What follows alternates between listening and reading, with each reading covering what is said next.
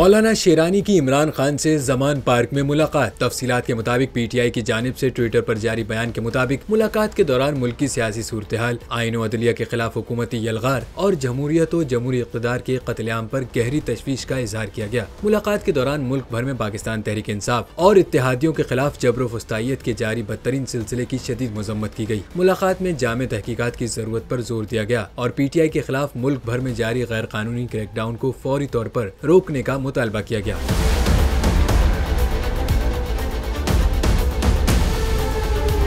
Media व आज़ाद अहले सहाफ़त के खिलाफ कार्रवाइयों और कौमी वसाइल के बल पर झूठे और नफरत अंगेज प्रोपेगेंडे की शदीद मजम्मत की गई। पीटीआई के एलानिया के मुताबिक मुलाकात में पंजाब व खैबर पख्तूनख्वा में गैर कानूनी निगरान हुकूमतों के खात्मे और आइन के तहत आम इंतखाबात के जरिए मुंतखब हुकूमतों के क़याम के लिए अदालती फैसले पर अमल दरामद यकीनी बनाने की भी इस्तदा की गई। जबकि पाकिस्तान तहरीक इंसाफ, जमीयत उलमा इस्लाम पाकिस्तान के माबैन सियासी इश्तराकी अमल को मजीद वसअत देने पर भी मुकम्मल इत्तेफाक किया गया।